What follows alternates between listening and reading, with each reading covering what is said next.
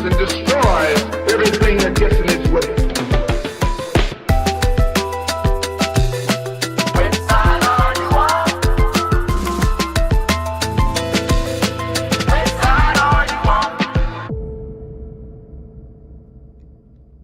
You are watching Breakthrough News, and this is the Freedom Side. I am one of your hosts, Eugene Puryear, here as always, alongside my intrepid co-host, Rania Khalek. Rania, as always, great to be back alongside you. Always great to be back alongside you, Eugene. Excellent. Well, that's good to hear. Glad that hasn't changed in the last week. Great to be back with all of our... Well, listen, I am happy. Dark. A lot can happen in a week. It is a little dark, though. Great to be back with all our regular viewers and any new viewers and first-time people. Great to have you here with us as well. As I always do when we start the show, great time to remind you, if you are watching on YouTube, this would be a great moment for you to go ahead and hit the subscribe button and hit the bell so you get the alerts for the things that you have subscribed to, so you don't have to work very hard to find all of the great content coming out from Breakthrough News, including dispatches with Rania Khalek and many, many other fantastic things we have coming out on a regular basis. So hit the subscribe button and hit the bell so you get the alerts. If you happen to be watching us on Free Speech TV, you don't need to do anything but keep watching and keep supporting Free Speech TV. And a big shout out to the whole FSTV team for making it possible for us to appear on that platform as well. Rania, anything else you would like to inform people on? Yes, it was my birthday a few days ago. Okay, happy birthday. Yeah, thank you. It's a big accomplishment. And I raised that because I want to say something that I would love for people to do in honor of my birthday is to consider supporting Breakthrough News. We are an independent media outlet. We are able to continue growing and growing only with your support. So if you are able to, please go to patreon.com/breakthrough news. For as little as $5 a month, you can become a member and access exclusive content as well as exclusive merch, like this very cool mug. But most importantly, you can help be a part of independent media at a time when we need it more than ever, when we're just flooded by a tsunami of corporate-funded, war-hungry disinformation. We're here as the anecdote to that, but wow, I said antidote wrong. Antidote to that, not anecdote, guys. Wow. But we do have some anecdotes we may drop throughout the show. Yeah, we do have anecdotes as well. It is 10. It's past 10 p.m. my time, so I get a little tired and loopy at this point. But it's actually amazing how I'm able to co-host. Yeah, it is. You know what? Joe Biden was only good between the hours of like 10 to 2 p.m. The fact that I can still form sentences after 10 p.m. says a lot. And I'm an early riser too, Eugene. It's true. But all that's to say, I got so many. I really appreciate all the warm birthday wishes I got, even from some of our audience sent me warm birthday wishes. And I really do want to emphasize that one way you can help honor my birthday is to please support us here at Breakthrough News so we can keep doing independent journalism at a crucial time. Yeah. Well, I think that would be a great way to honor your birthday. You want to tell everyone how old you are, or you want to let that pass? I mean, I'm fine with it, Eugene. Are you fine? We're the same age. I just didn't know. Let's just move past it then. I'm good with it. Wow, Eugene, glass houses. Yeah, well, I just want to make sure you were able to fully express yourself the way that you felt appropriate in your birthday week. But no need to detain the audience with that. That's not what they're here for. But yes, I do really hope that people patronize us for any reason, for sure. But certainly in honor of you making it one more time around the sun, as they say. Thank you. As good a reason as any. All right. Well, on that note. Sorry, I just that really sidetracked me. Let's actually get back to the show here and away from my age.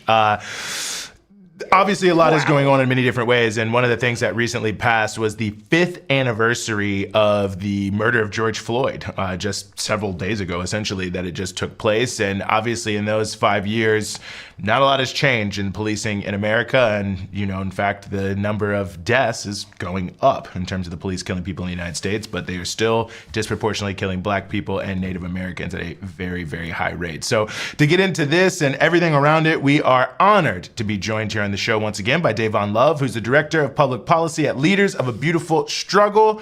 Davon, as always, thanks so much for being with us. Oh, might be muted. All right. Perfect. Thanks for having me. All right. Appreciate it, man.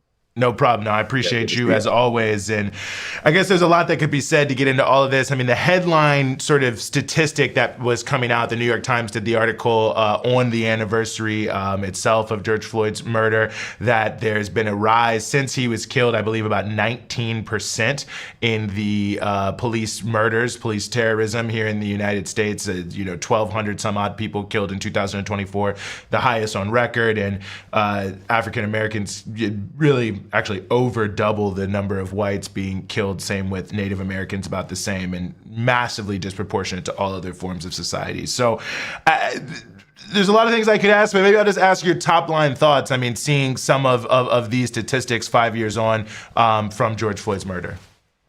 Yeah, I think one of the things about the nature of the mainstream media coverage on police brutality is that it framed each individual case as an extreme example of violence visited upon Black people. But when you look at the data that you reference, when you look at the data and the information, like, we don't necessarily need the stories, and in some cases the spectacle of Black suffering and violence, to understand that just looking at the data as to the frequency of Black people being killed by law enforcement, combined with the policies that govern law enforcement and police accountability, which have largely been able to be structured and designed by the Fraternal Order Police. And so you take those two things together, and in many respects, what you're describing is a predictable phenomenon, given the nature of the settler colony, white supremacist society of the United States, where many of the major institutions are governed by the principle of white supremacy. And I think one thing I want to emphasize, you mentioned, 5-year anniversary, the death of George Floyd. And there are two things that I want to raise in talking specifically about that. The first being, as I kind of alluded to, again, I think mainstream American audiences, when thinking about police brutality, consume images and narratives of Black suffering similar to how audiences consume horror movies. There's a way that people make the assumption that people being aghast and disturbed by the video of George Floyd being killed on tape, confuse that with a deep reckoning of the nature of white supremacy in the society. I think what actually happened was that mainstream white society was shocked at what was being allowed on their watch. And it was more about it offending liberal sensibilities about what they believe America is, which is at odds with the reality of Black life. So that's one thing that I want to say specifically about George Floyd. And then the other thing I also want to raise, and it's a lesson that I don't think it's talked about when George Floyd's death gets talked about. And this is from a conversation that I had with Todd Stephen Burrows, who is a regular contributor on Black Liberation Media. He's in Newark. And one of the things that he has said in conversations is the fact that no one threw a rock. What it says is that the risk of challenging this society, people didn't need to be told what the consequences would be. Right. And so there's a way that when you think about like what it means to be a Black person in the society to defend our humanity, there's a way that we are subconsciously socialized to tolerate indignities against us in ways that no other people, I think, and particularly in the context of the United States, are told and in some ways, insist. Like it is that there's an insistence on our accepting of our own dehumanization. And I think that, again, it's one of the lessons that I think of George Floyd's death that I don't think gets talked about enough, is that people stood around and watched because of what they understood the consequences of challenging the police state that is the United States. It's so interesting to see the way that the Republicans have managed to take the issue of policing and make it seem as though Democrats are defunding the police or want to defund the police, while the Republicans are the party of law and order, when actually under Joe Biden, there was massive rise in police budgets across the country.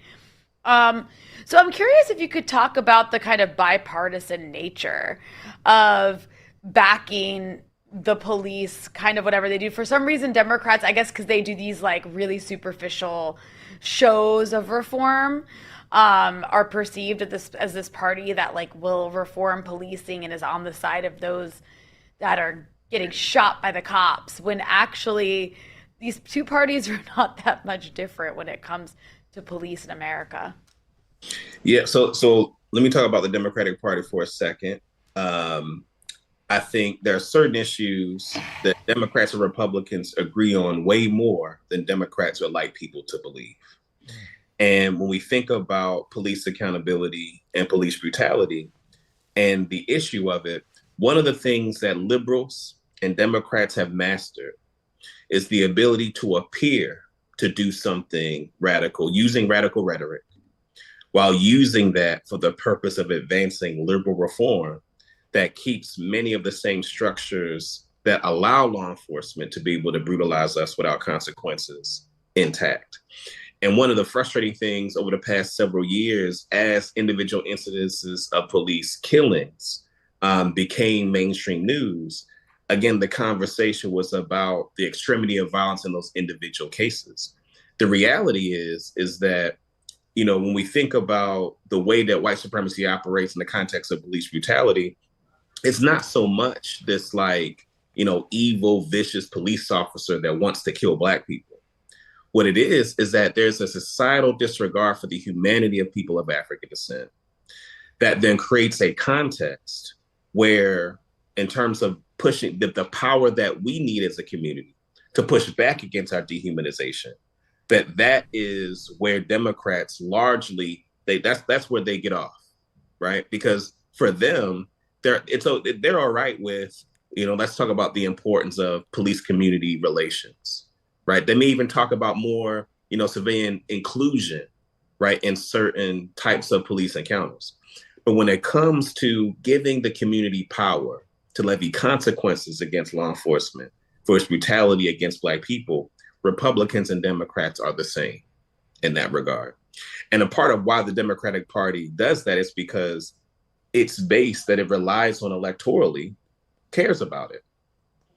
While at the same time, much of the core of the Democratic Party is very pro-law enforcement.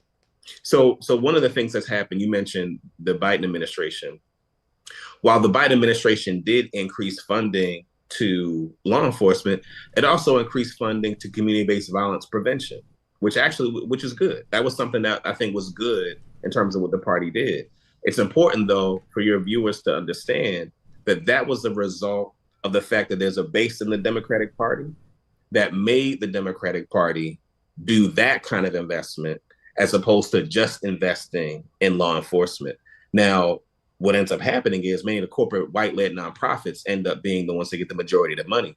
So we're still fighting to make sure those people who are formerly incarcerated, people formerly in street organizations, are the ones that lead the work to address like violence in you know, cities, you know, across the United States.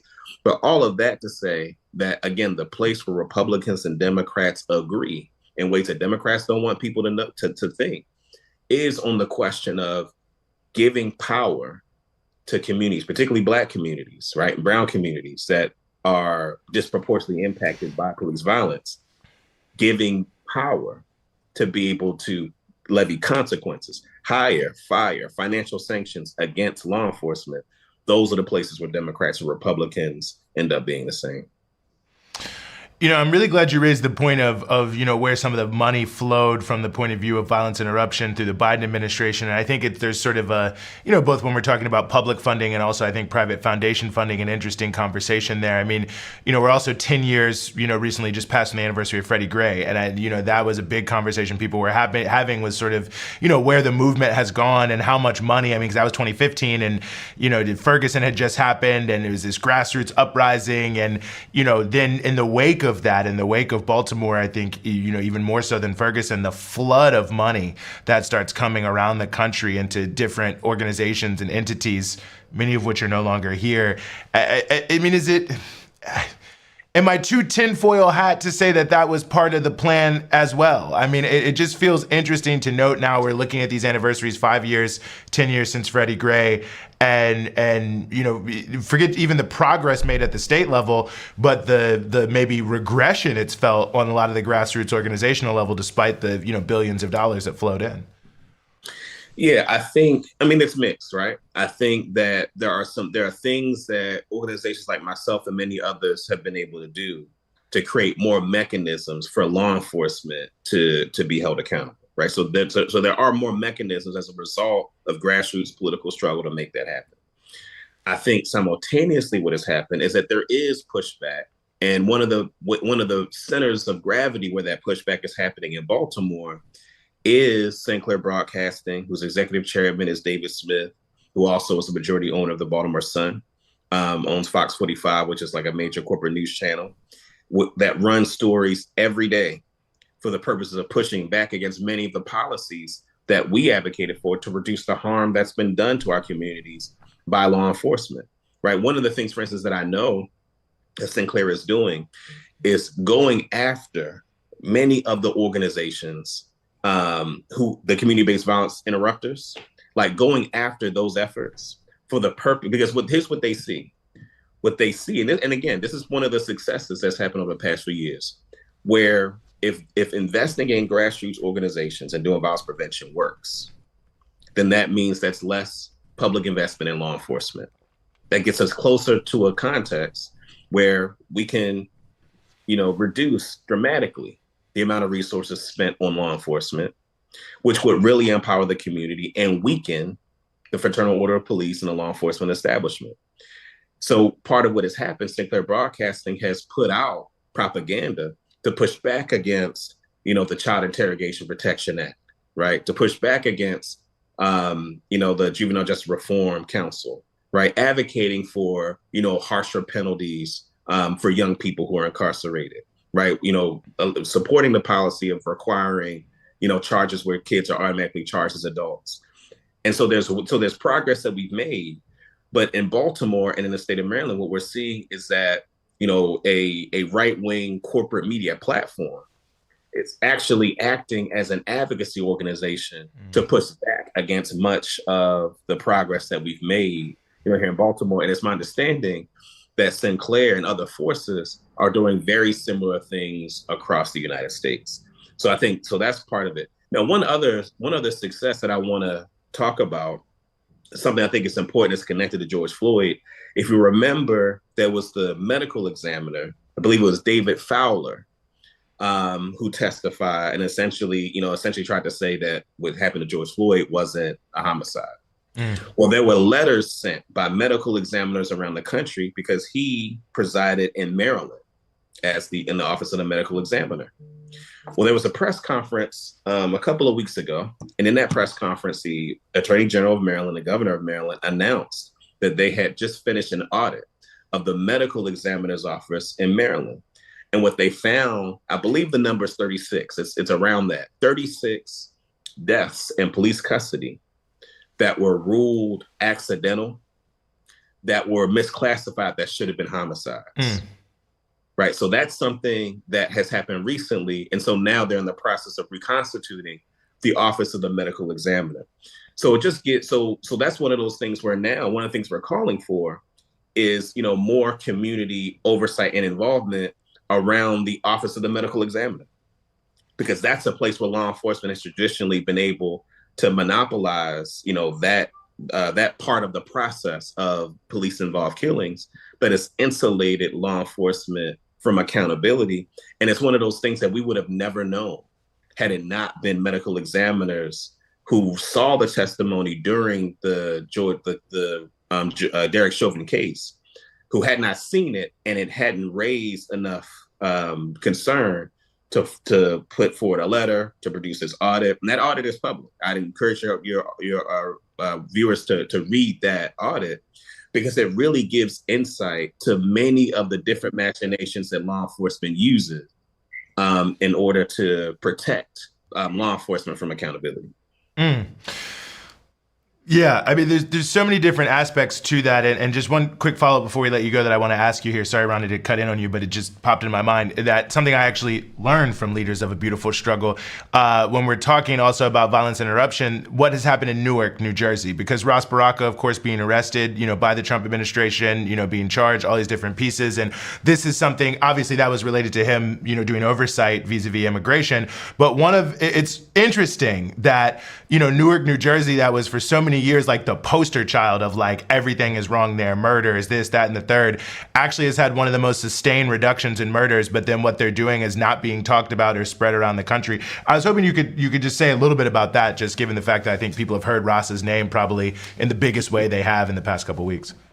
Yeah, I mean, I think it's one of the things that I think Baraka has done best in Newark. And, there are a range of criticism that people have as him politically. But on the issue of violence interruption and investing in community-based violence prevention organizations, Black-led grassroots organizations, it's one of those things that I think for some people is pretty intuitive, where it's like, look, instead of law enforcement being the primary people that watch, the old lady's house on the block, how about, these brothers who, need a job, people that are coming home from incarceration, right, who, while they've been inside, have been positive forces in the lives of the people that they've interacted with. Let's have them do that. And so what Newark did and what, some of what we've done here in Baltimore is, big public investments in those kind of organizations that bring that to the conversation around violence prevention. And in Baltimore, we've seen the largest declines in homicides in 50 years. The largest declines, while at the same time, there's a 500 to 1,000 officer police shortage, according to the Baltimore City Police Department. So if you have a police shortage of 500 to 1,000 officers, but we've had experience over the past couple of years, historic declines in homicides, what that tells us, and the message that is important to be gleaned from that, is that to make communities safer, it is a real example that law enforcement being at the center of it, not only is it not necessary for safety, but in fact, what we've demonstrated is that, in fact, communities can be made more safe if we're investing in people in the community to be able to provide safety in ways that law enforcement was never actually designed to do in the first place. They are an instrument of social control, right? And so I think that's really one of the most important lessons, I think, that people around the country can learn about what's happened in Newark and some of the work that's been happening here in Baltimore. Well, it's great work, and we really appreciate that y'all are out there, Leaders of a Beautiful Struggle, of which you are the Director of Public Policy. Davon Love, thank you so much for joining us on the show, and we're looking forward to seeing you again soon. All right. Thanks for having me on. Y'all take care. Rania? Well, Eugene, it really is incredible that there are proven ways to reduce violence and not have so much police violence, yet none of it's implemented because it would actually threaten the system that we have. It's amazing. I can tell you, as someone who played a role, other people can evaluate whether it was a big or a small role in bringing violence interruption to DC. It was insane. Every elected official basically was against it, even though it was like so proven. And, I remember one time from the city council, we have to go to another guest, but it's wild. And I cited like 20 studies from like every different type of city you can imagine in America, so like there's no way. And then the response from these elected officials were, none of those places are DC, as if somehow like the District of Columbia, the whole thing was wild. But then now all those same people who are against it, including Mayor Muriel Bowser, when they run for re-election, they say they were for it and that they really support it. So funny how that happens. It really is. Well, let's keep the movement moving on here, as they say, and we want to turn to ongoing efforts to stop the genocide in Gaza and to help, get folks around the world more active in being a part of that push. The Global March to Gaza is what we're going to discuss in this context, and we are very happy to be joined here by Saif Abu-Kashek, who's a member of the International Committee of the Global March to Gaza. Saif, thanks so much for being with us. Thank you for inviting me. Well, it's an honor to have you with us. And I guess I'll ask maybe just the most obvious question. What is the Global March to Gaza? Tell us what you all are planning and hoping to achieve. Well, this might seem a little bit poetic, but I would say Gaza for us is the last stand of humanity. What we have been witnessing during the last 19 months of Gaza is shameful on all the political leaders who just spend time talking about democracy, talking about rights, talking about future, and they see people are being massacred. Genocide is committed every second in Gaza, and they are not taking a stand. So people from all over the globe, more than 35 countries so far, we have 1,500 people registered from all around. Just pick the place, individuals, organizations, unions. They decided all to come together, and we are gonna go and march from Al Arish in Egypt until Rafah border, and we are gonna camp there, aiming and hoping and demanding to stop genocide and to open the border. More than 14,000 babies are dying of hunger. They don't have milk, they don't have food. People are being starved, and people intentionally are being starved. They are using food and medicine and fuel and all basic elements of life as weapons against civilians.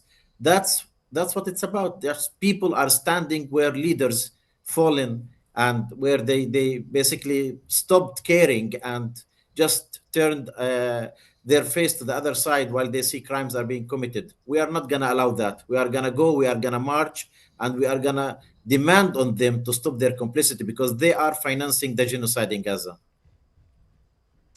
So, can you talk a bit about where this idea came from, who started this, and ultimately, what is the purpose, in terms of, gathering attention to get people to go? I mean, who do you plan to negotiate with? What are the demands? Like, who are they directed towards? Well, people have been talking for a long time together. I remember we had conversations with different people last year. What would it be feasible? Is it doable to try to go to Egypt and to try to march in the desert of Sinai? What are the obstacles, the difficulties? Some doctors who just came back from Gaza a few months ago started also talking about this possibility.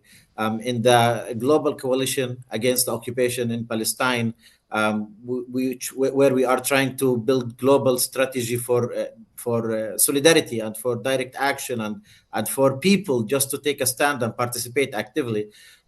It happened that through those different interactions, we realized that there are many people who believe the same thing. So we started to just contact people all around, contact organizations, and ask them, would this be something they are interested in? And before taking any of those steps, we talked to the people of Gaza, because we believe solidarity should respond to calls that are coming from the people that you are trying to support. And we mentioned, well, we have this idea. Do you think it will be beneficial? Do you think this is something that you want to see? Do you want to see people coming from all around standing at Rafah, demanding for the genocide to end? And they welcomed the idea, they supported it. So this is how it started.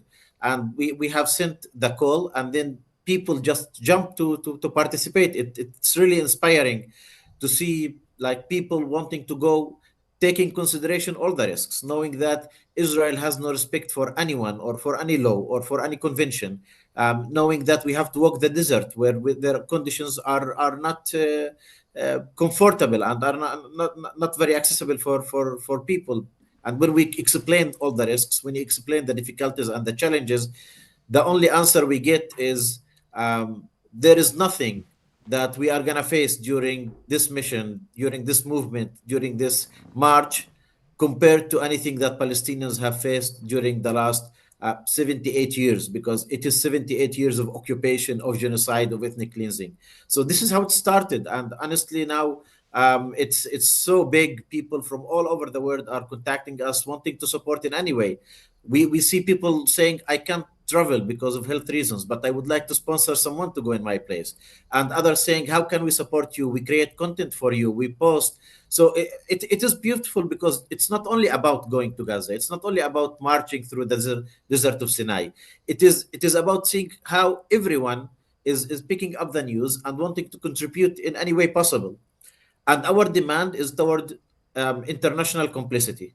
We are going there to say to our own leaders, I live in Spain. There are people coming from all the countries. It is known that Spain is one of the most progressive countries in terms of positions toward Palestine. However, we can still see weapons deals running all the time and ships doing transit. So we want this to end. We want our leaders to understand that we are willing to take things into totally different level. and force them to take a clear stand for humanity, force them to take a clear stand against genocide. And the minimum they can do is to stop financing genocide. This is the basic thing. No, I think that's very important, and I wonder what you say to people who are feeling maybe some sense of discouragement. I mean, and about the importance of these kind of efforts and to continue to march and to continue to raise our voices, because I think that there are some who feel, is it working? Does it make a difference? Should I just stay at home? I wonder how you address those folks as well in terms of the need to stay engaged. I mean, I understand everyone's concern, and I understand that people feel tired and people feel disappointed of going out to the streets every week, demanding for political leaders to take a decision and demanding for genocide to stop. And then we hear declarations of leaders of intents and just watching the suicide to go on, the genocide to go on.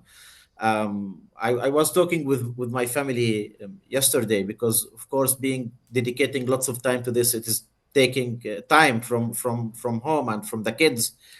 And then I don't want to sit in a room with my grandson or granddaughter watching memorial news of genocide in Gaza and them asking me, what have you done? What have you done? How did you allow this to happen in your time when you had the strength, the power, and the energy to do stuff? Why did you sit around just watching? That's why we are going, because we have no answer for this question. And we cannot bear the thought in our mind that we didn't take the maximum effort to stop it. So we are going to march, but it's not going to be the last step. We will continue doing all of efforts possible globally for genocide to stop, and for this government that has no respect. This is the issue. They just bombed few weeks ago the flotilla in Malta, the flotilla boat, and they didn't care. They just went to another country and shot at a boat that is going for humanitarian aid. We are doing this together with our colleagues from Tunisia, who they are sending more than 4,000 persons with trucks that is carrying humanitarian aid. We are also supporting the diplomatic convoy that is aiming to break the siege and stop the genocide.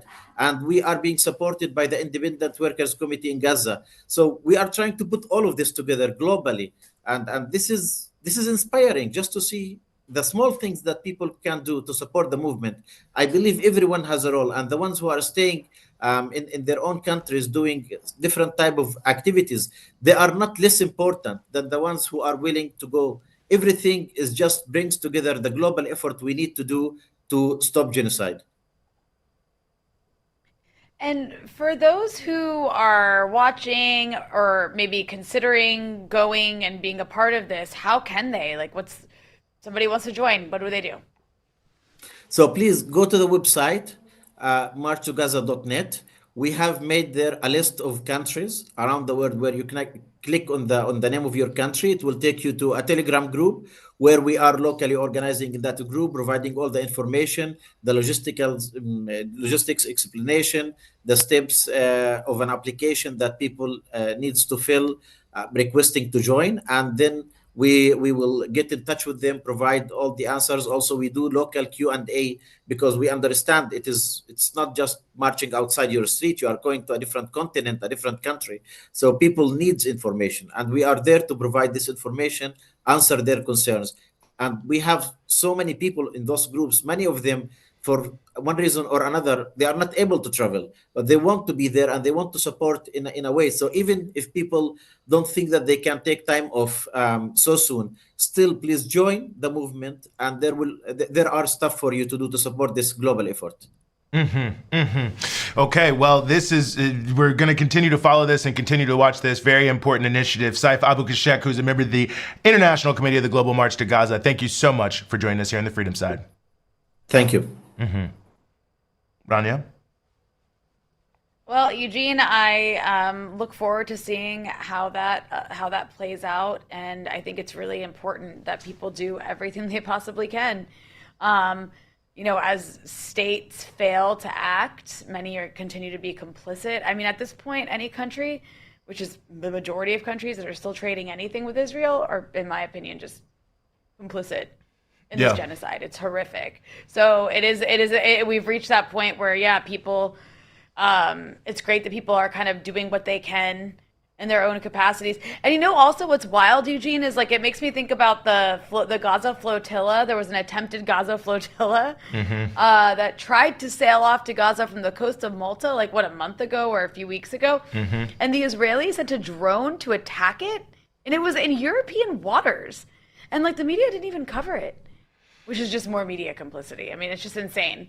Yeah, well, No another state reason. did anything. I mean, yeah. Yeah, another reason to go to Utterly patreon.com/breakthrough news and become a patron of Breakthrough News, because we are talking about it. But yeah, it was kind of, I mean, the sort of brazenness of it was just amazing in a way. And it says so much, I think, not only the media coverage, but that, like, you know, the EU wasn't outraged. I mean, you know, if Russia did something like this, you know, it would be the greatest crime in the history of global crimes. But if Israel does it, it's just, you know, and you look at these politicians, especially in the UK now, I've been watching, but I know Pedro Sanchez, I think, gave a little fake speech today about how people should do something, but they'll be like, yeah, we're really upset. You know, we think that Israel is right on the verge of violating their international responsibility. I mean, it's just, it's you got to laugh to keep from crying. I mean, it's so unbelievable the lengths they're willing to go through to cover for this genocide. I mean, it's a dark time. It is. Unbelievable is definitely a good way to put it. And it's a dark time, but you know what? It's also a time where receipts are kept.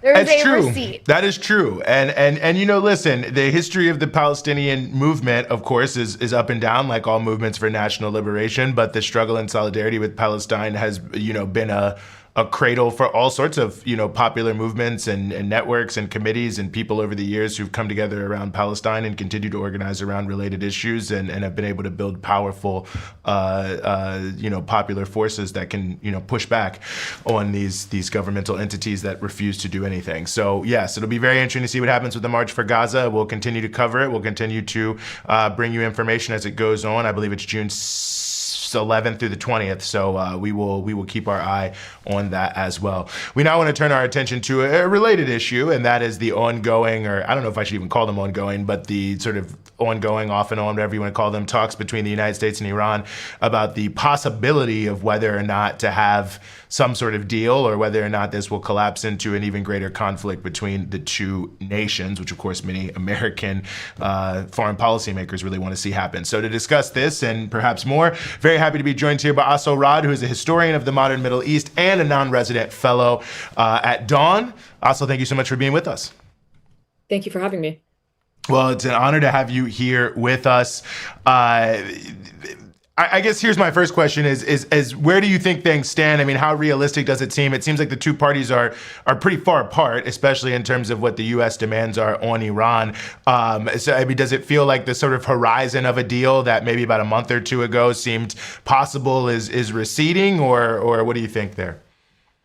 I would say in many ways we're precisely where we were, which is confused, because it's not clear what the negotiations are. And that's been the problem from the U.S. side, is that you have sort of conflicting statements in what appears to be an internal difference in the Trump administration on how they want to handle Iran, which is not that surprising. I mean, having hawkish voices, it's the same thing on the Democratic side, right? Having hawkish voices on Iran is sort of a staple of U.S. foreign policy. So if you listen to President Trump himself, it seems like he wants a deal.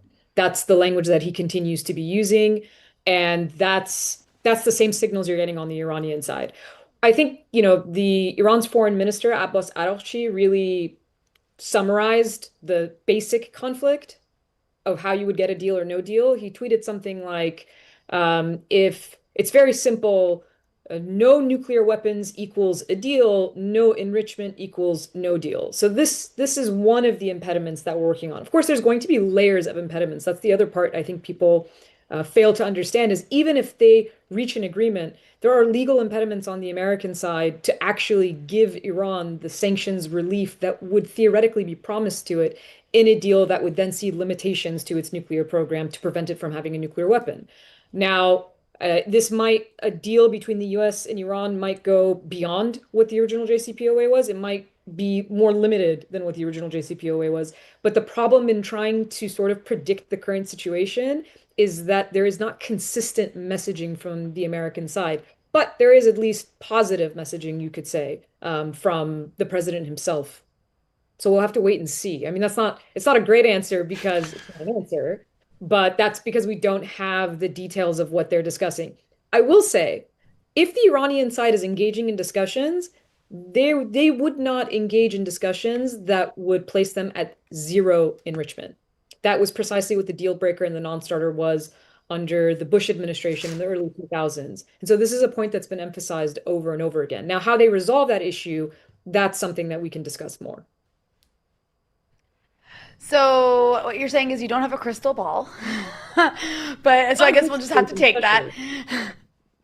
But I do want to ask you about the wrecker and all this. Not that the U.S. isn't capable of wrecking it themselves, but there is this pattern of every time there's momentum towards diplomacy with Iran, the Israelis intervene to shut it down, whether through political pressure, sabotage, sometimes outright violence. And we just saw this report from CNN, I think about a week ago now, saying that U.S. intelligence, well, it was a report that was actually leaked to CNN by U.S. intelligence, so that says something, but that this new U.S. intelligence suggests that Israel is preparing a possible strike on Iranian nuclear facilities without the U.S.'s permission, involvement, to basically derail the talks. So I'm curious of what how you understand the Israeli element here, because it does seem like, obviously there's not very much night and day whatsoever when it comes to the Israelis and Americans on Gaza, but on Iran there does seem to be. The Israelis are certainly play the potential role of a spoiler. I mean, there are spoilers on both sides in terms of like the hardline camps. We call them hardliners in Iran and hawks in the US. But the role of Israel specifically is obviously something important to talk about, because what's interesting is you have Israeli officials saying, even if there is a deal between the US and Iran, that Israel won't be bound by that deal. The reason I say that's interesting is because Israel is the largest recipient of US foreign aid than any other country in the world historically. Israeli officials have said themselves within the defense and security sectors that without US aid and assistance, they would not be able to do anything that they've been doing. All the genocide in Gaza, the wars that they're continuing in Lebanon and Syria, anywhere that they're occupying or carrying out attacks wouldn't be possible without US support. And yet, the Israeli government takes a sort of staunch line as if the leverage is in the opposite direction, and that leaves a lot of questions to be asked. Why is it that Israel can undermine US policies while the US is providing billions of dollars, billions of US taxpayer dollars in military aid, as well as providing, I think, something close to 70% of Israel's arms imports? So there's a sort of odd asymmetry in power, and yet if you look at the language used by the two sides, you would think that the asymmetry is in favor of Israel, when in fact it's the US that holds all the leverage. Now, while it's clear that the Trump administration and President Trump himself is a staunch supporter of Israel and has essentially given them, very similar to his predecessor, a green light to do whatever they want in terms of Gaza, it seems like there is a little bit of pushback in terms of an Israeli attack on Iran, because that would derail something that President Trump, by all appearances, very much wants. I mean, he uses the language of a deal maker. He wants to say that he's accomplished these foreign policy goals, and one of them is preventing Iran from getting a nuclear weapon through a deal. And it's interesting, if you look at the Iranian side, they've picked up on these signals and they're starting to use that language. They're starting to reciprocate that language. So the fact that Khamenei, the Iran supreme leader, has said he doesn't have an issue with US investment in Iran, or the fact that Iran's foreign minister has used the language of like $1 trillion potential, economic potential for the US in case of if there is a deal. All of that points to the fact that there seems to be the idea of mutual benefit when it comes to Iran and the US. This, of course, is not what Israel wants at all. They never wanted detente between Iran and the US, because Iran is their way of using Iran as an existential threat to Israel, is its way of always arguing that Israel is on the defensive. Even when they're committing genocide, somehow Israel is always on the defensive, and pointing to Iran tends to be the way rhetorically they try to accomplish this sort of narrative. And if there's detente between the US and Iran, that undermines that narrative in many ways because Iran becomes less of a threat if you have the US president saying, well, we've blocked every road to a nuclear weapon. You know, I was hoping you could talk a little bit about this issue that you mentioned earlier of the sort of enrichment aspect of this, because the sort of civilian military uses of nuclear power is obviously a major issue in the discussions. And I think the way it's presented, you know, sort of in the Western media is that this is always sort of a stalking horse, and that sort of there is no legitimate civilian technological reasons why Iran would want to have, you know, nuclear power, and it's all just a cover to build a weapon at some point and, you know, break out capacity and all that kind of stuff. So I just wonder how you evaluate some of that discourse. For Iran, there's a number of reasons why enrichment is important. It's important because it has obviously energy applications when you're enriching to a certain level. For instance, the JCPOA limited Iran's enrichment to 3.67%. You need 90% enrichment for a weapon. So we're nowhere close to that when you're enriching at 3.67%. But it has the energy applications and the research applications, which it's certainly not my area of expertise, but I think everybody is aware of the fact that there are, you know, scientific, medical, other research purposes that go behind nuclear research. And so those are the civilian purposes that we're talking about. But there's a secondary reason behind it too, and that's the fact that Iran, under international law, as a signatory to the NPT, has the right to enrich. So there's a sort of question of sovereignty where any outside power, any foreign power can tell Iran, you're not allowed to do this because we say so, when it's outside the framework of international laws. That in the sort of psyche of the Iranian side, especially the Iranian government, is seen as surrender or a concession to a foreign power, which would be the United States. And so those are the elements that play into it. The language that's used in the West when it comes to this sort of idea of no enrichment is to create a false narrative that if Iran is enriching at all, or if any country is enriching at all, then they become a nuclear threat. When in reality, if there are international inspections on those programs, I mean, Iran is even just recently, there are reports that they are considering the idea of actually having US inspectors as part of a deal. So allowing US inspectors in along with international inspectors. So if you have a nuclear program with oversight and limitations, that prevents it from being a weaponized program. And that's essentially what we're trying to do. We're trying to prevent Iran from getting a nuclear weapon. Now, the fascinating part about all this discussion, and going back to Israel, is that the only country in the Middle East that actually has nuclear weapons is Israel. And we never talk about that. It's not even something that the United States government will acknowledge. It's not something that the Israeli government will acknowledge. But it tells you something about the notion of threat and the language of threat when Israel is a state that is committing genocide currently and has nuclear weapons, and yet that is never a question that is raised. Yeah, it really is incredible. And you know, you have also been somebody who's been covering the genocide in Gaza, the media, the abysmal media coverage that 19 months into this just gets worse somehow than before. And so I'm just curious if, you know, given the reality of the region right now, which is a lot different than the last time a deal was negotiated. Iran is in a weaker position after these 19 months of genocide that have pretty much, you know, devastated a lot of the partners across the region of Iran, whether we're talking about, you know, Hamas in Gaza or Hezbollah in Lebanon, the total loss of the government that was partnered with Iran in Syria. It's a much different situation now, and I'm just curious, do you think that that sort of shift in the balance of power will play into what gets agreed to or compromised on if this deal continues to go forward? I mean, a lot of things have changed in the last 10 years. We're not dealing with the same world. We're not dealing with the same global order. We're not dealing with the same states. Everything in the landscape, not just in the region, but also in the United States, has completely changed. And so I certainly think that all of those changes will play into the way these negotiations will manifest. At the same time, the Iranian government has been very clear about its position on negotiations. They're open to negotiations. They seem to want a deal as well. That seems to be what the Trump administration wants. Will they concede entirely because they see themselves in a position of weakness? That might affect the way that they're going to negotiate, but I don't think the red lines will change on any side, really. It's the question right now is what are the actual US red lines? Because that is not clear from the language that we're hearing from different administration officials. I think very similarly to 2015, what drew Iran to the negotiating table was actually having a negotiating partner. And I think the language of this Trump administration is different than the language of the first Trump administration.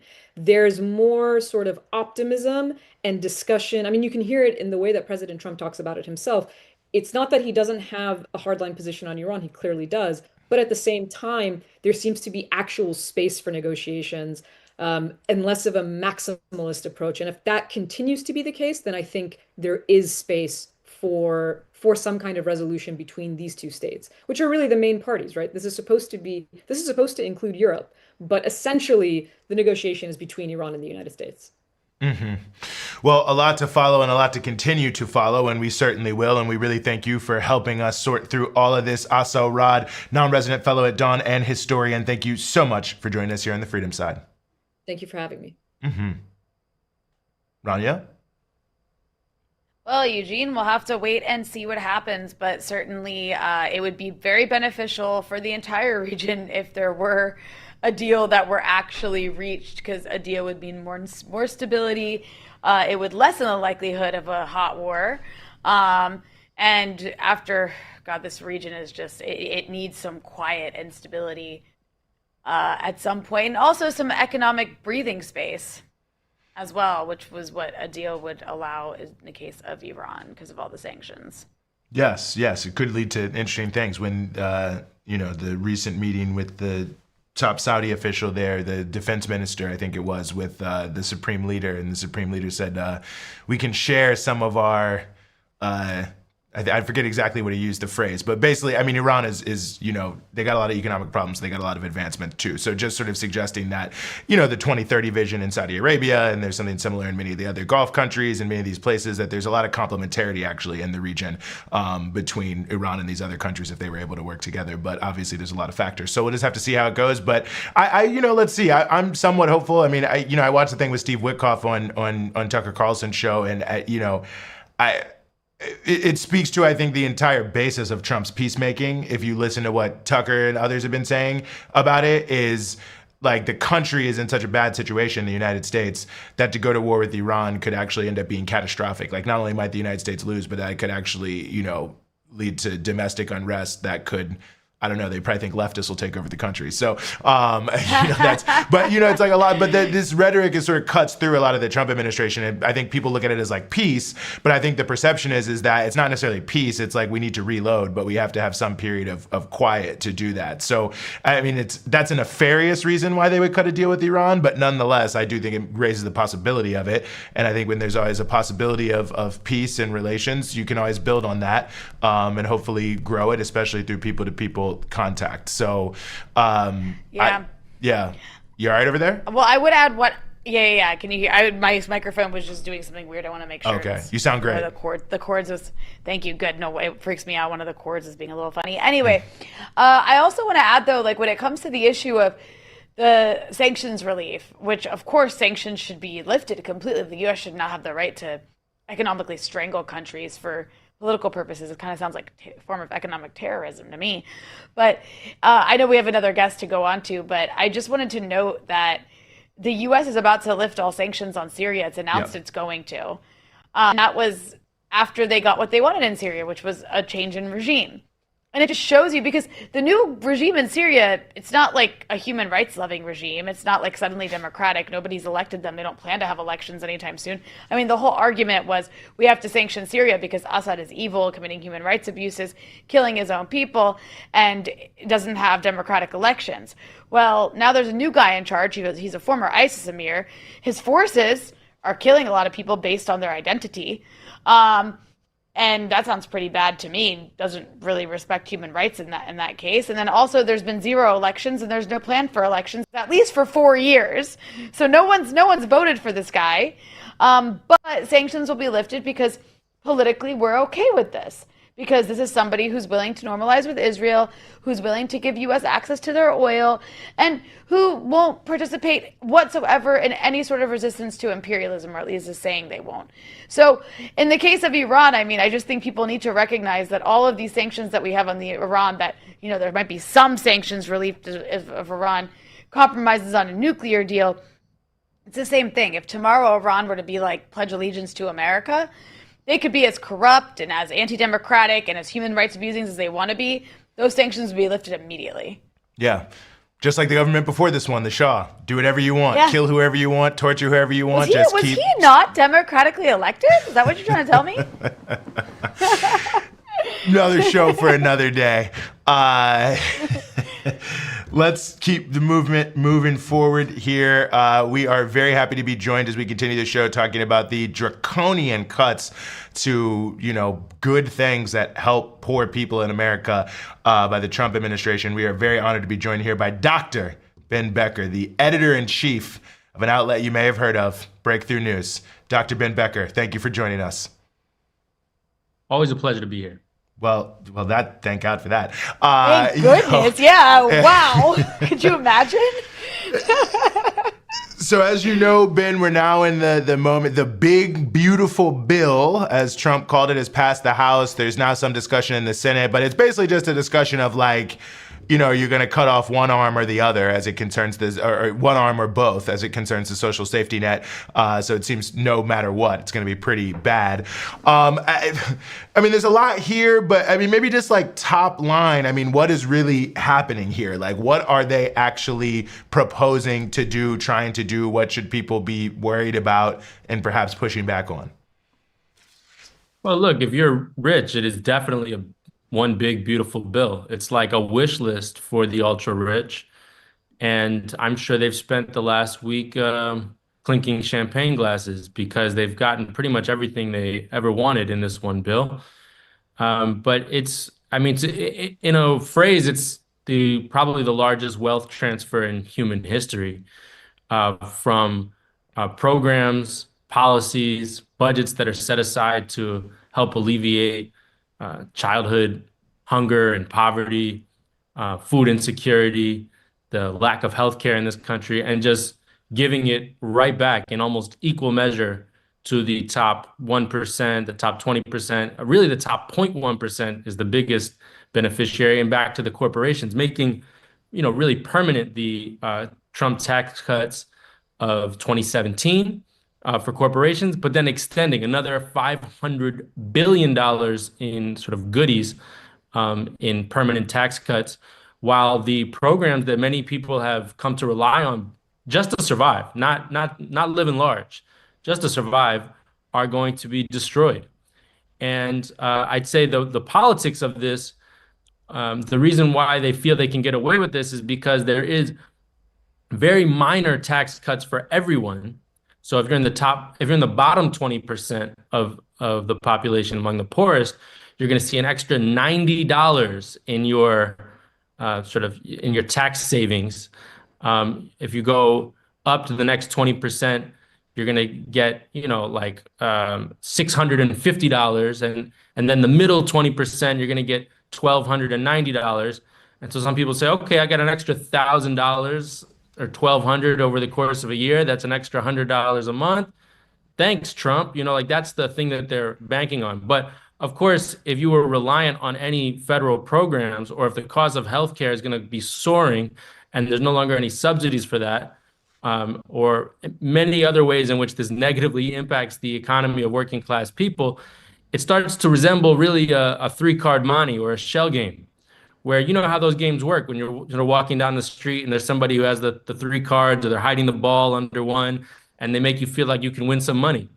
And so, you know, usually they'll have one person set up there to win a little money at the beginning. So you feel like, oh, I can win $20. And maybe actually they let you win 20. But the whole thing is to draw you in so that you end up spending much more money.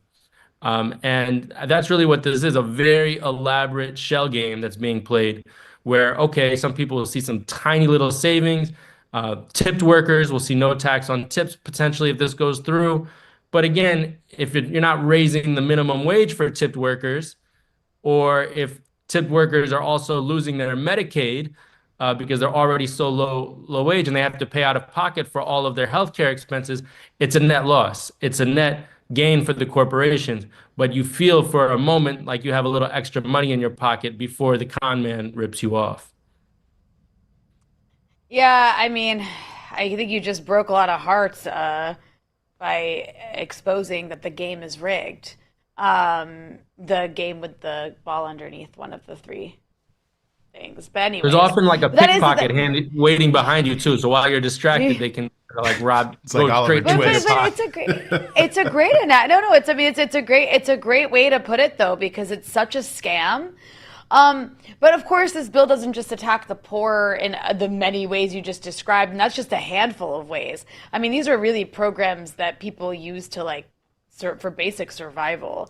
But it doesn't just attack poor working class Americans, it also ramps up funding for mass deportations and expands the entire Trump anti-immigration agenda. So I'm curious if you could maybe go over some of the ways that they're tying this to immigration enforcement. Yeah, absolutely. I mean, this is not really an austerity bill per se. You know, this is nor it's going to increase the trade deficit. I mean, not trade. It's going to increase the budget deficit. It's going to spend a lot of money. They're spending a huge amount of money. It's just they're not spending it on the needs of poor and working class people or the middle class either. What they're doing is spending the money on an extra $150 billion to the military. And as you said, tens of thousands of more officers for Border Patrol and Homeland Security, the largest ever budget for those two. So basically, the whole government is being reduced to, uniformed men with guns. And it's either going to be the military or the Border Patrol and prisons, and then all the auxiliary subcontractors that live off of those elements of the state. So it's not like it's not small government. It's just big government for those things, and small government for everyone else. And of course, it's true that Trump ran on, a very harsh anti-immigration policy and got a lot of the population riled up on that basis, including people who have almost no immigrants in their communities. And people who just sort of were given a scare campaign about the gangs coming in, and so that sort of was an element of how he was elected. But he didn't run on cutting Social Security. The fact that 25% of seniors in the rural states of this country, there's 31 sort of established states that are more rural, and in those 31 states, 25% of seniors will now have to drive an extra hour to go to the Social Security offices to make any changes to their accounts. Why? Because DOGE has eliminated over-the-phone service. That's not efficiency. That's making the government intentionally deficient. It's become a department of government deficiency. And that's really what the plan of this budget bill is too, is basically, even if they're not going to cut benefits directly, they just want to cut all of the people who deliver the benefits. So those government workers are being cut and slashed like crazy while the immigration and border patrol is going up. So, for those elderly folks who might have voted for Trump, or even if they didn't vote for Trump, they didn't vote for that. They didn't vote for their Social Security checks to be, harder to get, or that they now have to drive an extra hour. And it's not like elderly people, it's much easier to drive long distances. They're talking about a population that has a large numbers of disabilities and so forth. So basically everything about this is tilting in the direction of helping war, the deportation machine, and corporations. For everyone else, they're pretty much getting screwed. And again, in those rural areas, if you're cutting Medicaid, you're cutting Affordable Care Act subsidies, a lot of these rural health clinics, they rely entirely on those programs. So it's not just, you're not just actually cutting the individuals from being able to access health coverage and therefore health care. You're actually going to collapse the health providing institutions themselves. The clinics and hospitals that rely on those programs will no longer be able to stay open. And so therefore everyone will suffer, even those who are not on those programs. So, I think we're living in an extremely dark time in terms of inequality. You have AI threatening tens of millions of jobs. And that's the same time they're saying you're going to have to work if you want to qualify for Medicaid. So the number of jobs is going to go down, but then the regulations on the working class are going to go up, requiring them to work to be able to access a program, which they know they're not going to be able to do. So this is a de facto cut to those programs, even if they're pretending that it's not. You know, I think you're making a number of great points, and obviously this is just a travesty. And Elon Musk, by the way, behind Doge, who's now leaving the government, saying they're not cutting enough social programs. But it feels like it also just raises another issue here too. Is it feels like such an indictment of capitalism that we're even in a situation where you've got trillions of dollars of GDP being produced. Like it's not like there's like any lack of abundance of wealth and goods in the country, and we're talking about cutting already insufficient social programs. Like that just feels like there's a deeper piece to that. Yeah, I mean, look, it's like Bernie Sanders, for all the critiques of him, he made a lot of very compelling points, obvious points. The only industrially advanced country in the world that doesn't provide, healthcare as a universal right. The fact that we have millions of children living in poverty, that is a policy choice right now. Under COVID, under Trump, actually, Trump signed these bills into law. Childhood poverty went down and childhood hunger went down by historic amounts because of the COVID era programs. There was like a 16% drop in the poverty rate in this country just because they decided to create some more programs to make sure that people couldn't be evicted. There would be extensions for unemployment insurance, for SNAP, a whole range of different things. And then under Biden, and the Republicans, of course, pushed this too, they eliminated all of those programs. So you had the poverty rate just bounced right back up. Childhood hunger just bounced right back up to where it was before. It showed in clear and unmistakable terms that it was a policy choice that those millions of children would be hungry. And now it's another policy choice. There's going to be 2 million children who live in households where there will be cuts to SNAP, cuts to food stamps. Now, how is that even smart economically? I don't know, because that means that's hundreds of billions of dollars that would have been going into grocery stores and actually the farmers who sell those products, so they're going to lose that revenue. It also means that those families are now going to cut back on all sorts of other spending that they would do, because of course you need to eat before anything else. So they're going to cut back all their other shopping. So it's actually going to be an economic depressant. But there's no consideration about any of that, because the whole ideological conception of these people who are in power is that basically the billionaires know best what to do with the money. And so we'll just give them all this trillions of dollars, literally trillions, and by some magical development, that will create economic growth for the rest of us. That's what they promise. But we've been hearing this for decades, and it's never turned out true. The top 10 billionaires in the world in the last year were making $100 million a day. That was the Oxfam report from a few months ago. $100 million a day. And they're telling me that they can't provide SNAP, they can't provide food stamps to people living in the quote unquote richest country in the world. I mean, it really shows the underlying criminality of the government. And I wouldn't say that any of these problems are unsolvable, whether it's healthcare, food insecurity, transportation, the climate crisis, all of them actually could be solvable, but you would have to go at the rights of these billionaires and top corporations to control everything. And right now they're controlling everything, including the government. So if you rob one person on the street with your gun, you're going to go to jail. But if you rob tens of millions of people of their life savings, if you rob tens of millions of people of their health insurance and of their ability to eat, well, then you're a politician in Washington and you're celebrating this week.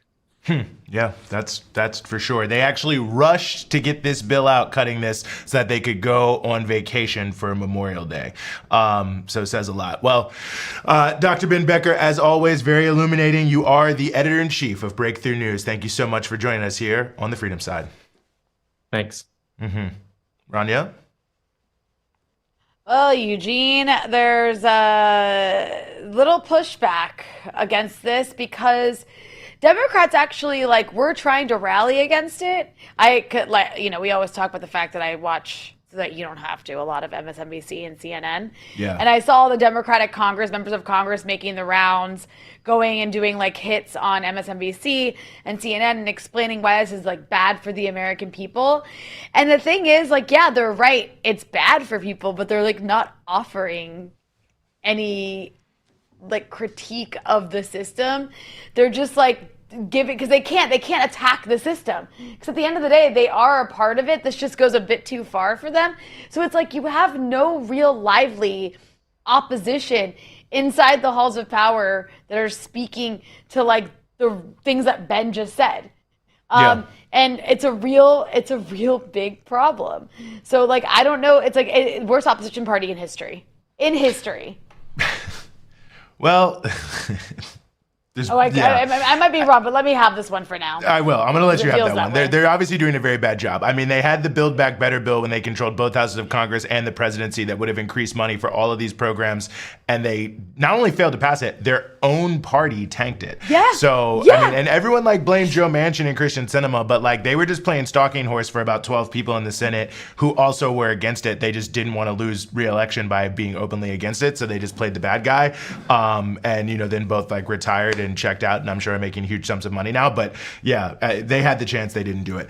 We're going to keep moving forward here. Another important effort, following up on our earlier story about the march to Gaza, another important effort to continue to push against the genocide being conducted against the Palestinian people. We are very, very honored to be joined here by Rua Das, who's an organizer with the Palestinian Youth Movement, as we discuss the anti-genocide pledge. Rua, thank you so much for being back with us.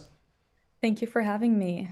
Well, great to have you here. And for all of us, of course, who follow the Palestinian Youth Movement on social media, we probably heard a little bit about this anti-genocide pledge. But for those who maybe haven't heard, give us a sense, what is the pledge and what are the goals of getting folks to sign it? Yeah, yesterday was the 600th day of genocide in Gaza. So for over 600 days now, we have witnessed some of the most heinous crimes in modern history. Lost more than 54,000 martyrs, with estimates we know being closer to 200,000 people, and half of them being children. 50% of Gaza's infrastructure has been destroyed. 215 journalists have been murdered. It's the starvation that we are seeing, the withholding of humanitarian aid.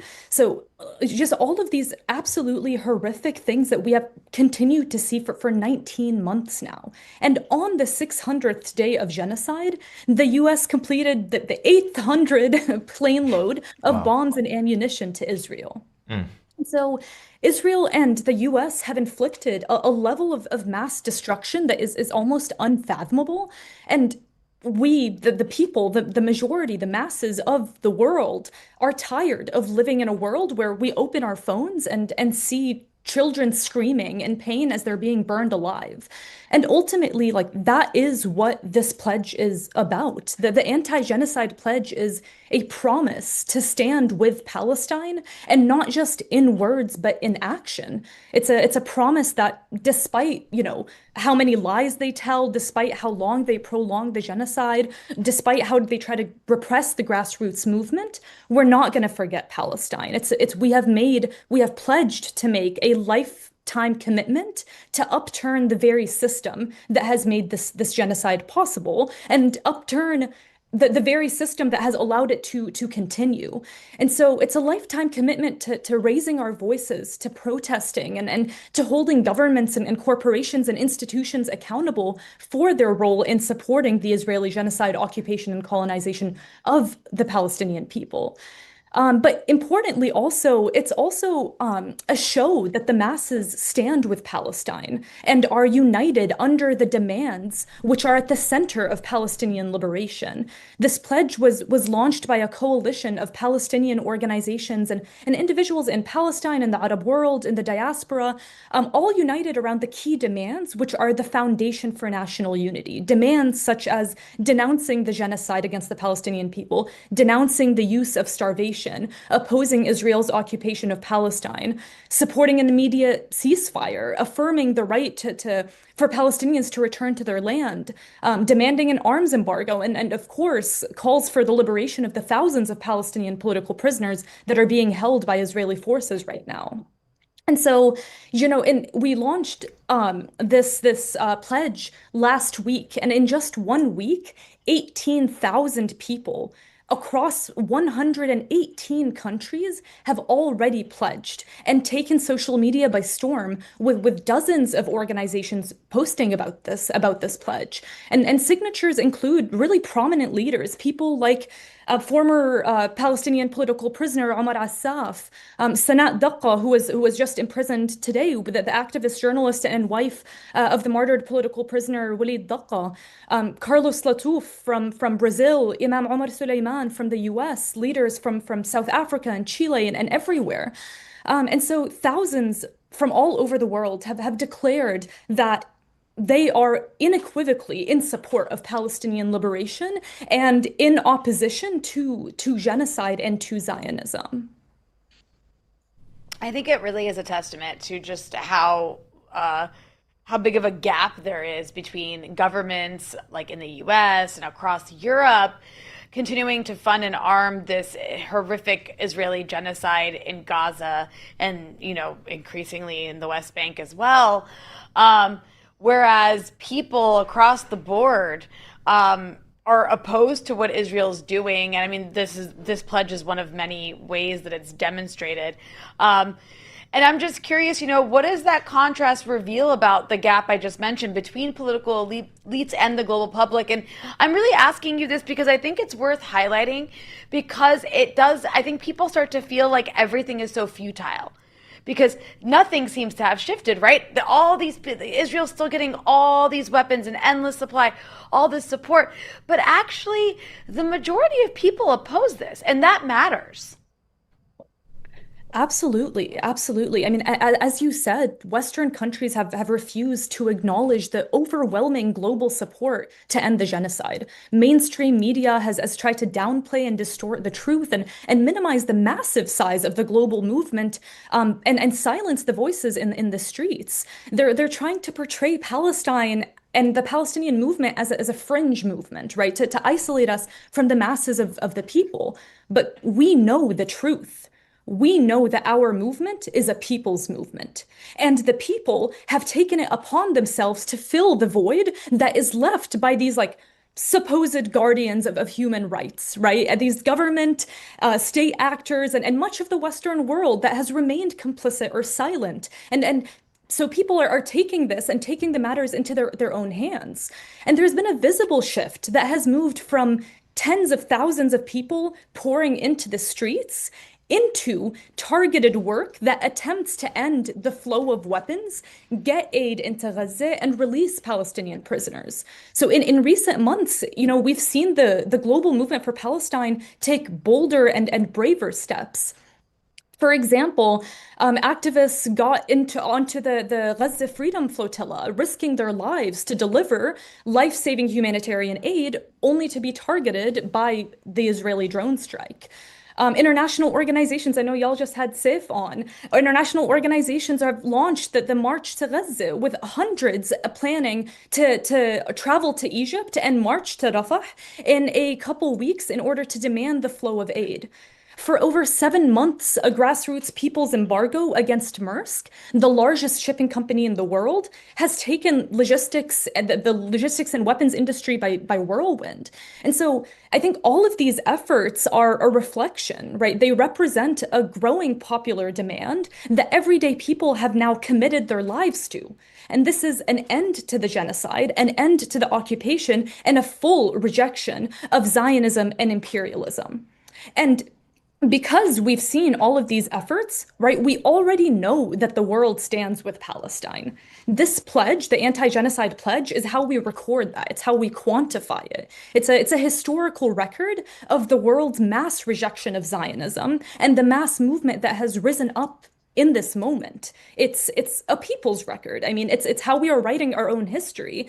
And it's a tool for the masses to register their historic position against genocide and their unwavering commitment to the Palestinian people. And so really what it is, it's a tool it's a tool to record that the Palestine movement is not a fringe movement. It is, in fact, the majority of the world. I think that's a crucially important, we talked about my age earlier, Rania. You know, I've been working in the Palestine Solidarity Movement since 2002, and I mean the level of which the rejection of Zionism, the solidarity with Palestine, the understanding of the issues has changed since that time. It's honestly, it feels almost, you know, unimaginable how much it's grown. And I think that's the important thing I wanted to ask you about as well, Rua, because I think maybe sometimes part of where people get confused here is like we're not dealing with sandcastles. You know, I mean, these are some of the most powerful forces on earth, the imperialist forces, their Zionist, lackeys and others who have built up. I mean, it's a massive machine. It literally controls the earth.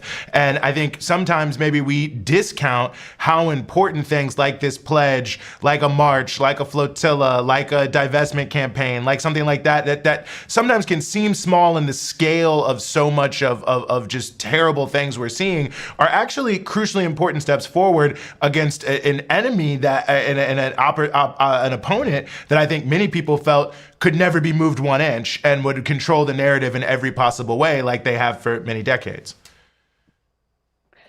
Yeah, I mean, I'm so glad that you brought that point up. That's such an important point. But I think that what I want to draw our attention to is the fact that Zionists have spent billions of dollars on propaganda to try to salvage what's left of their image, right? Billions to try to make up for actually what the grassroots movement has been able to accomplish despite all odds, despite all of the things that you just named, despite the media reporting lies and manufacturing consent for genocide.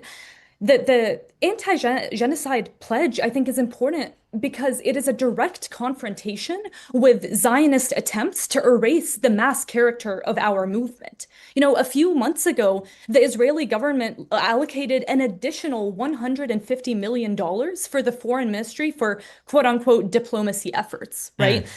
In the past week alone, foreign ministry officials have given more than 130 interviews to international media.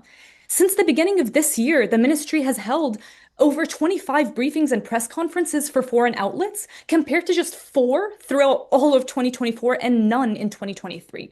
And so the reason why I bring this up is because it's so clear that the Zionist movement is attempting to distort and discredit and defy all logic to undermine the historic and popular support for Palestine that has taken the world by storm. They have kicked their efforts into high gear because they know that what we are doing is working, and they know that the world sees Israel for what it is.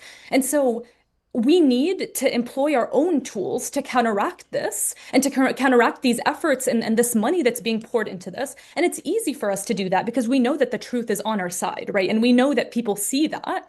And so no matter how much money they spend on these diplomacy efforts or intimidation tactics or whatever it is, every day a new celebrity is hoisting the Palestinian flag on their stage, right? We even in the US, we would be hard pressed to find a graduation without a single kufiya. And so to what you're saying, the tide is not just turning, it has already turned, right? So it is now our responsibility to show that and to make sure it never turns back. And the pledge is one of the tools that we use to fight Zionist propaganda because it creates this historic record that the masses are with Palestine. Sorry, Ronnie, go ahead. Well, I thought it'd be important to tell everybody where they can find the details of this anti-genocide pledge. Perhaps they want to sign it. Yeah. So if you go on the website, antigenocidepledge.com, people can sign the pledge. Organizations can endorse it. There are graphics that you can download and post and show the world where you stand. And I just want to take just one moment to highlight that in this moment, all of us are being presented with a choice, right? You are with genocide or you are against genocide. This moment is an ultimatum, right? It's an ultimatum for international institutions, for states, for decision-making bodies who have feigned concern for nearly 20 months while standing by or actively aiding and abetting genocide. But it's also an ultimatum for all of the people around the world. It's an ultimatum for those who have stood on the sidelines or who have bloodied their hands with the massacre of tens of thousands of Palestinian children. So on the other side, the side of the majority, the side that we stand on, we have made it clear that we are not just going to, through words, support Palestine, but through action, right? The line has been drawn for those who are going to do everything in their power to stop this genocide, and those who are going to stand on the sidelines. And at this point, only one question remains, and that's, what side do you stand on? Do you stand on the side of genocide, on the side of humanity? Or where? And so I encourage everyone to go onto the website. Again, that's antigenocidepledge.com, and sign the pledge if you haven't already, and send it to everyone you know. And because we must, again, through tools such as the Anti-Genocide Pledge, mark that the majority of the world stood against the first live stream genocide, that the world did not stay silent. Well, as the old labor song goes, which side are you on? And we really appreciate you joining us here, Rua, and letting folks know about the Anti-Genocide Pledge and everything around it. You're an organizer with the Palestinian Youth Movement, and we thank you again for joining us here on the Freedom Side. Thank you so much for having me. Rania?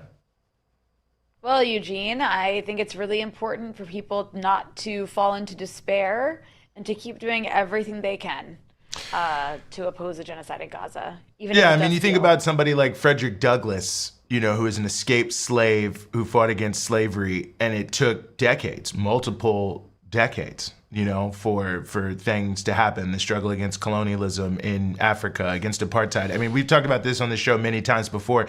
In like 1980, 81, 82, 83, it actually looked like the apartheid government was like 100% ascendant. They had the support of the Reagan administration. They had the support of Thatcher in the United Kingdom. They had invaded Angola. They were delivering heavy blows. They would subsequently, in a year later, force Mozambique into, sort of an unbelievable, peace deal, surrender deal there, but also waged a dirty war all across them. I mean, it didn't look like apartheid South Africa was about to fall. But in fact, when we look back now, we could see they were in fact weaker than they had ever been before. And their massive increase in violence and invasions and occupations in the broader Southern African region was a sign that the hegemony of apartheid, like the idea that it was considered like basically legitimate to have apartheid in what's now Zimbabwe and in South Africa, had completely eroded, that they had become a total pariah state. And in the absence of the ability to convince anyone of their moral or intellectual legitimacy, they had to ramp up their military, efforts. But it was actually a sign of their weakness as opposed to their strength. And I think we're seeing a similar process here. And the nature of the relationship of forces is what it is, right? Like, I mean, this is where we live. In this time, I mean, in an era of global counter-revolution, I mean, people can say what they want to say about the Soviet Union. There's a long conversation there. But obviously, it was the main bulwark of anti-colonial struggles, including, the struggles of people in the Arab world against Israel's attempt to destroy, all sovereignty and independence. And in the wake of that, the rise of unipolarity, that era is slipping away, but it's not over. And quite frankly, we have to rebuild the popular forces and have to do many things to change the balance of force. So let me not go on a whole thing, but I just feel, people are looking for instant gratification because it's so bad, and I understand that. But we also have to understand the way historical processes work is they don't work by will of those who are opposed to them alone. They work by a range of different factors, coming into play, and we have to do what we have to do, but we have to also recognize the things that we can't control and that we cannot do, and that will alone will not change that, unfortunately. But organization will, so that's why we have to continue to organize. Rua, our past guest, mentioned the issue of celebrities and lifting their voice for Gaza. So we want to go to our next piece here. A little earlier this week, I was able to talk to Denise Gough, who is an Irish actress. Many people may know her from Andor. It was earlier this week. That's why I have a different shirt on. So anyone in the comments, just relax. But nonetheless, we were able to talk to her about her solidarity with the Palestinian people and why she is choosing to take this time to speak out on behalf of those facing genocide. And as we continue the show here, we are very, very honored to be joined by the Irish actress. Many of us know her from Andor, Denise Gough. Denise, thank you so much for being with us.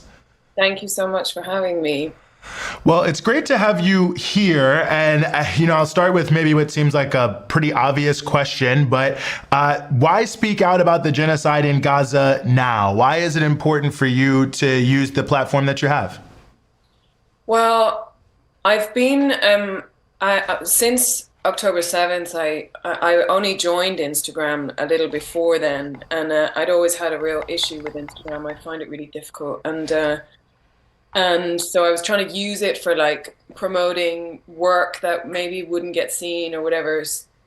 And I have to combine it with a bit of self-promotion for my job. But then after October 7th, which was awful, I just went deep into like an education, more of an education than what I'd had before. And it became pretty clear. I was vocal pretty quickly about using the word genocide too, and it was really scary to use it when we were not allowed to.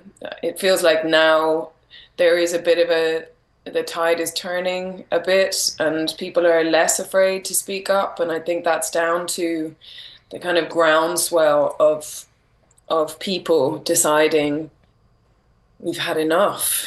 And if we feel that way, can you imagine what it's like for those poor people under constant attack, So I don't really have a choice, it feels to me. I don't have a choice. I have to say something. And also what I will say too is we're being asked by Palestinian people to speak. And so in years to come, when people say, I didn't know what to do, it's like, but we know what we're being asked to do. Palestinian people, the videos I see of women standing on rubble with their arms outstretched saying, please, please speak up. So I'm sort of doing what they are asking me to do. That's what I'm doing. Because it's not easy. I will also say that I'm nervous. I'm channeling that boy, Logan Rosas, who used his graduation at NYU to speak up. I mean, God love him. How amazing that he did that. But yeah, it's nerve-wracking. It's nerve-wracking, but it's not even a touch of what is going on for them. Like, No, I think it's a good point, and I want to pick up on something you mentioned about how you went into a period of education and learning and trying to find things out. And I was wondering if you could tell us maybe a little bit more about that journey, about learning about Palestine, how it changed your life, all the things that you were able to pick up on once you started looking deeper.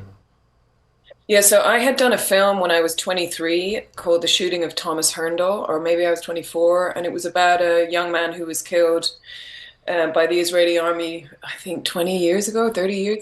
And I was out in Jordan, but I was young. And I remember being in Jordan and sitting with a member of the ISM, the International Solidarity Movement, and a member of the IDF, and thinking, this feels really tense. Like, what? We're making a film. So I was sort of trying to make small talk. I mean, my God. And that film taught me a lot, but I was on my own personal journey in my life at the time, so I wasn't politicized yet. And so in the last 19 months, I try to read everything I can read. Like, if you can't handle sometimes the history can be a lot to take on. So I read a book like this, We're Not Numbered, which is people's stories. It's really easy to get into The Question of Palestine by Edward Said. This tiny little book by Palestinian children, A Million Kites. And I watch everything. I try every week to watch something, because it's a lot to take on. We have to look after ourselves to be able to bear witness. So I can't watch everything all the time, but I try to read 20 or 50 pages a day of a book that educates me. I watch a documentary. The most recent I watched was Voices from Gaza, which was made in 2014. It's devastating. You're essentially watching people live in a concentration camp. It's terrifying. Also Ambulance, which was made many years ago. Everything to teach me how long this has been going on. And so education is key. And also now that I'm on Instagram, I follow people like Norman Finkelstein, who's a leading voice as an American Jewish man who lost his family in the Holocaust. Gabor Mate also. I seek out voices more educated, more informed than me, because I'm just a person who happens to have a modest Instagram following and who is in the public eye slightly. So I don't try, and I can't solve this thing, you know. And last night I watched something. Gabor Mate gave a talk, and he said that before Jesus there was a Jewish sage called Hillel, and he said, the task is not yours to finish, the task of healing the world, but neither are you free not to take part in it. And it really struck me. I'm a human being. I'm not a politician. I'm not as educated as Gabor Mate or Norman Finkelstein. I don't have as much influence as many, but I am a person, and I'm finding it really, really hard to do nothing. So I have to do everything I can do. Because, you know, I don't have children, so I'm not going to have my children come to me in years to come and say, what did you do? I'm going to have me in the mirror. I'm going to be the person asking that of myself. And already I feel like I don't do enough. And I have to be careful of expecting too much of myself. But I do know, like, when I look at Ireland, for example, like, Ireland has been incredibly vocal and supportive from the get-go and throughout history, I think, because our own history is so linked. I only found out recently of that history. Like, the black and tans who were employed to terrorize Irish civilians after the War of Independence were then sent to Palestine. So we were terrorized by the same army.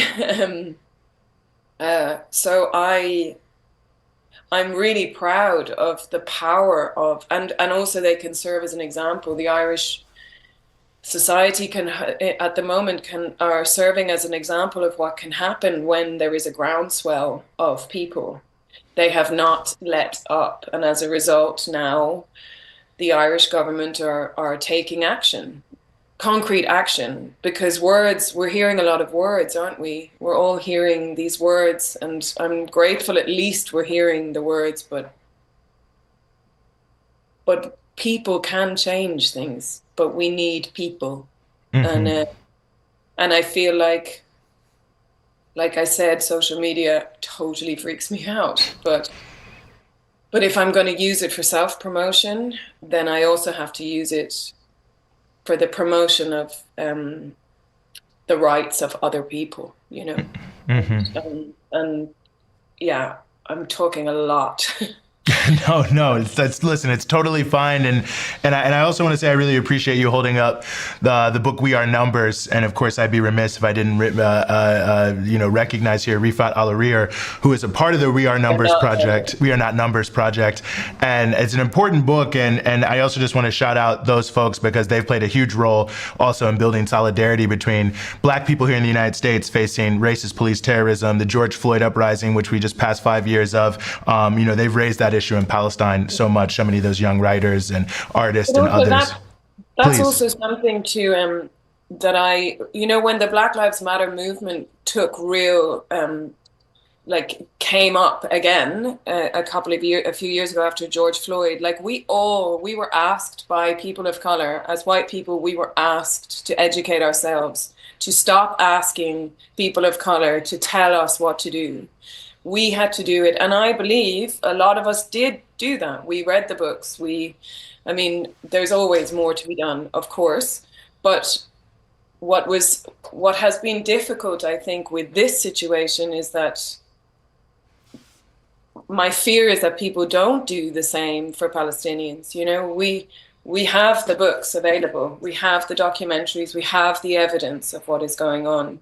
This is the question I think that people are asking themselves so significantly, because everyone wants to act. Everyone wants to do more. Everyone wants to feel like they're making a difference in the face of something that it's impossible to describe. So then sometimes you feel people aren't moving. And the question is how do we get people moving? And I think that's an important question for us to ask, because as you said, if we don't have the people, we can't make the change. Yeah, and also we do have to be compassionate to people. Like it's easier when when you've started vocalizing and you've started doing that thing, it can be easy to turn to other people and go, you should be doing this and you should be, but actually everyone is where they're at. You know, Ta-Nehisi Coates talks about the levels of deception, you know, and I feel like we're all at different levels, you know, of what information we have been given, what we've been able to seek out, what we're able to handle at any given time. You know, I get messages from people saying, you know, I've got 3 kids and I work a full-time job and I just don't think I can take that level of intensity. And I want to say to them, I get it. I understand. I don't want to say to anyone, you should have been here sooner. Just show up when you can, like, but please make it soon. And I feel better speaking about it. I feel better being part of the people that are talking about it. There is a safety in that. There is a safety and there is a compassion in that. I don't know if that makes sense, but it's like I just want people to be kind to each other while we step up.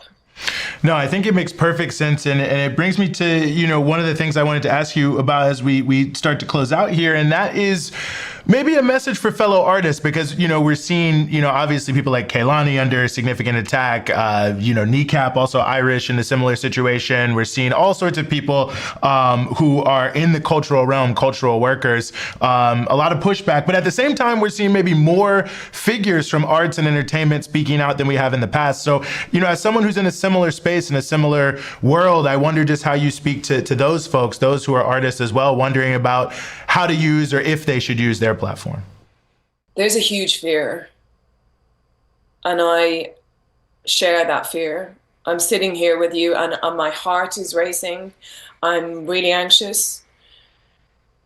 But what we're living through is a very specific thing, and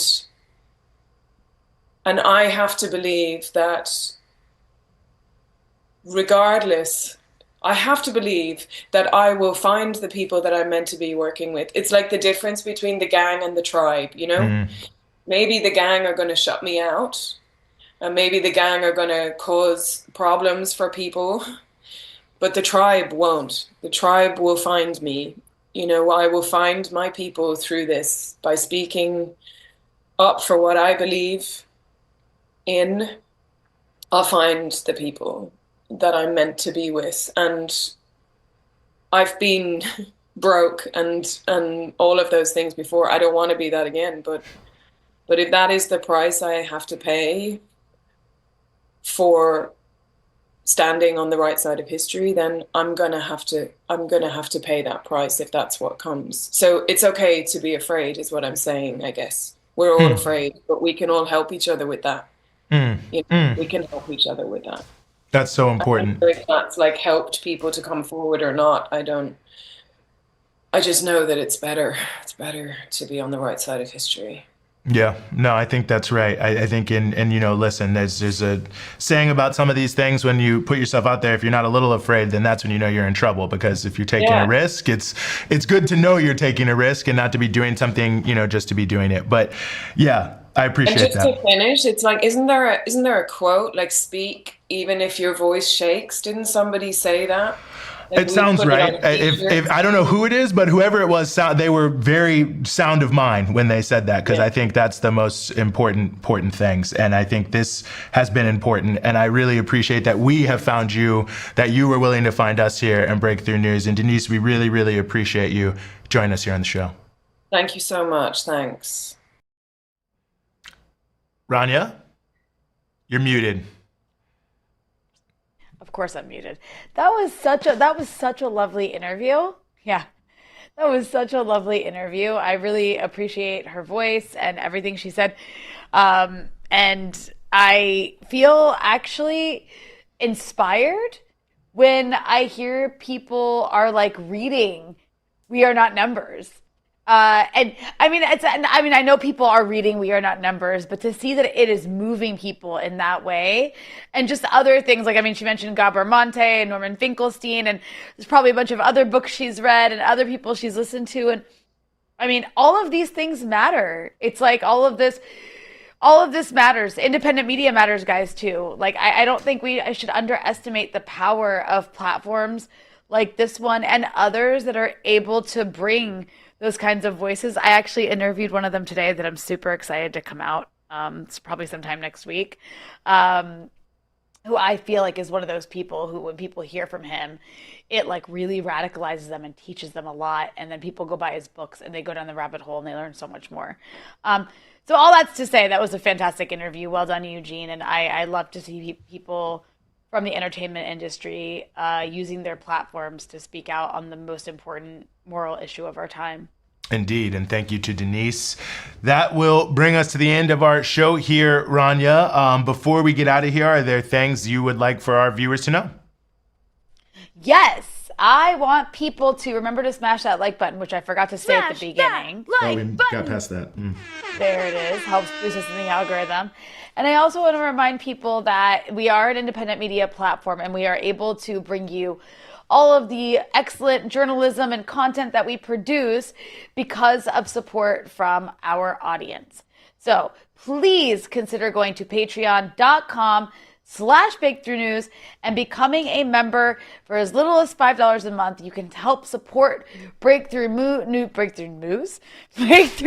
Sorry, guys. Almost midnight for me. All right. Is your age showing? Wow. Look, I think I'm still young. I don't know what you're talking about. Again, that's Joe Biden's voice.